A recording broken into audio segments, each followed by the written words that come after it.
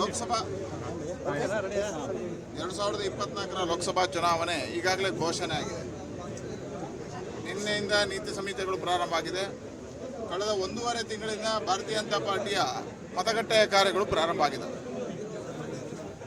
ಜಿಲ್ಲೆಯಲ್ಲಿರ್ತಕ್ಕಂಥ ಎಲ್ಲ ಮತಗಟ್ಟೆಗಳಲ್ಲಿ ನಮ್ಮ ಬೂತ್ ಅಧ್ಯಕ್ಷರು, BLA2 ಕಾರ್ಯಕರ್ತರ ಸಭೆಗಳು ನಡೆದಿದ್ದಾವೆ.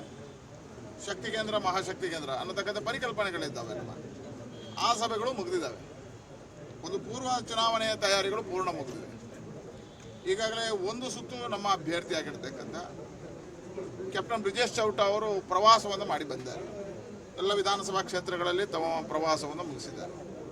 ಮುಂದೆ ಇರತಕ್ಕಂಥ 40 ದಿನಗಳ ಕಾಲ ಪಾರ್ಟಿ ಮುಂದಿನ ಕಾರ್ಯಯೋಜನೆಗಳಿಗೋಸ್ಕರ ಇವತ್ತು ನಮ್ಮೆಲ್ಲ ಪ್ರಮುಖರು ಸೇರಿದ್ದೀವಿ. ಒಂದು ಒಳ್ಳೆಯ ವಾತಾವರಣದಲ್ಲಿ ಈ ಬಾರಿ ಒಂದು ಗೆಲುವಿನ ಇತಿಹಾಸದ ನಿರ್ಮಾಣ ಆಗಬೇಕು ಅನ್ನತಕ್ಕಂಥ ಚರ್ಚೆಗಳಾಗಿದ್ದಾವೆ. ನಮಗೆ ವಿಶ್ವಾಸ ಇದೆ, ಹಿಂದಿನ ಎಲ್ಲ ದಾಖಲೆಗಳನ್ನು ಮುರಿದು ಈ ಬಾರಿ ನಮ್ಮ ಅಭ್ಯರ್ಥಿ ಬ್ರಿಜೇಶ್ ಚೌಟ ಅವರು ಭಾರತೀಯ ಜನತಾ ಪಾರ್ಟಿಯಿಂದ ಗೆಲುವನ್ನು ಸಾಧಿಸ್ತಾರೆ. ಒಂದು ದೊಡ್ಡದಾಗಿರ್ತಕ್ಕಂಥ ಕೊಡುಗೆಯನ್ನು ನಮ್ಮ ಜಿಲ್ಲೆಯಿಂದ ಮತದ ಅಂತರದಲ್ಲಿ ನರೇಂದ್ರ ಮೋದಿ ಅವರಿಗೆ ಕೊಡ್ತೀವಿ. ಮೇನಲ್ಲಿ ವಿಧಾನಸಭಾ ಎಲೆಕ್ಷನ್ ಬರುತ್ತಾ? ನಿಮಗೆ ಎಷ್ಟು ವಿಶ್ವಾಸ ಇದೆ ಅಂತ ನಂಗೆ ಗೊತ್ತಿಲ್ಲ, ಆದರೆ ನಮಗೆ 100% ವಿಶ್ವಾಸ ಇದೆ.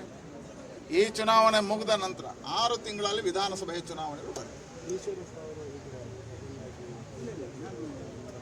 ಸಹಜವಾಗಿ ಅವರು ಹಿರಿಯರಿದ್ದಾರೆ, ಅವರ ಹತ್ರ ಮಾತುಕತೆಗಳನ್ನು ಮಾಡ್ತಾರೆ, ಇದೆಲ್ಲವೂ ಸರಿಯಾಗುತ್ತೆ.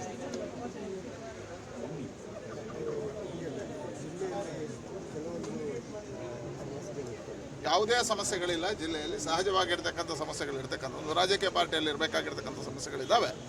ಒಂದು ರಾಜಕೀಯ ಪಾರ್ಟಿ ಸಶಕ್ತ ಪಾರ್ಟಿ ಯಾವಾಗ ಆಗುತ್ತೆ ಹೇಳಿದ್ರೆ, ಎಲ್ಲಿ ಒಂದಷ್ಟು ಕಾರ್ಯಕರ್ತರ ಮಧ್ಯೆ ಪೈಪೋಟಿಗಳಿರ್ತಾವೆ, ನಾಯಕರ ಮಧ್ಯೆ ಪೈಪೋಟಿಗಳಿರ್ತವೆ, ನಾಯಕತ್ವದ ಬಗ್ಗೆ ಪೈಪೋಟಿಗಳಿರ್ತವೆ, ಅಲ್ಲಿ ಸಶಕ್ತ ಅನ್ನುವಂಥದ್ದು ಅಂಶ.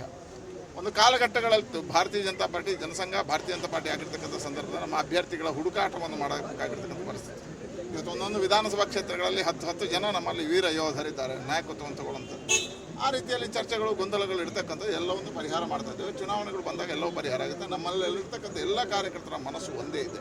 ಅದು ಯಾವುದು ಅಂತ ಹೇಳಿದ್ರೆ 2. ಒಂದು ಭಾರತ್ ಮಾತೆಗಾಗಿ ನಮ್ಮ ಕಾರ್ಯ, 2ನೇದು ಮೋದಿಯ ಗೆಲುವಿಗಾಗಿ ನಮ್ಮ ಪರಿಶ್ರಮ.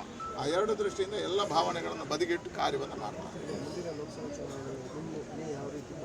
ನೋಡಿ, ನಾನು ಪೂರ್ಣ ಪ್ರಮಾಣದಲ್ಲಿ ಇಳಿದಿದ್ದೇನೆ. ನನ್ನ ಅಭ್ಯರ್ಥಿ ಏನು ಇರ್ತಾರೋ ಪಾರ್ಟಿ ಆ ಕಾರ್ಯವನ್ನು ಮಾಡ್ತೇನೆ. ನಮ್ಮ ಗುರಿ ಇರತಕ್ಕಂಥ ಎಲ್ಲ ಕ್ಷೇತ್ರಗಳಲ್ಲಿ ಹೋಗಿ ಗೆಲುವನ್ನು ಸಾಧಿಸಬೇಕು. 8 ವಿಧಾನಸಭಾ ಕ್ಷೇತ್ರಗಳಲ್ಲೂ ಬಹುಮತವನ್ನು ತರಬೇಕು. ಅದಕ್ಕೋಸ್ಕರ ಪೂರ್ಣ ಪರಿಶ್ರಮ ಆಗ್ತೇನೆ. ನನ್ನ 2,72,73,000 ಓಟು ಬಂದಿತ್ತು. ಅದನ್ನು 3 ಲಕ್ಷಕ್ಕಿಂತ ಹೆಚ್ಚು ಮತವನ್ನು ಪಡಿಬೇಕು ಅಂತ ಹೇಳುವಂಥದ್ದಕ್ಕೆ ನಾನು ಪೂರ್ಣವಾಗಿರ್ತಕ್ಕಂಥ ಪ್ರಯತ್ನವನ್ನು ಮಾಡ್ತೇನೆ.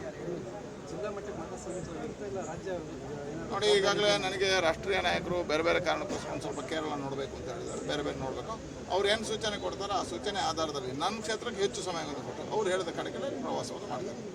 ನಮ್ಮ ಸಂಘಟನೆಗೋಸ್ಕರ ಇರತಕ್ಕಂಥವು ಸಂಘಟನೆ ಕಾರ್ಯವನ್ನು ವಿಸ್ತಾರ ಮಾಡ್ತಾರೆ.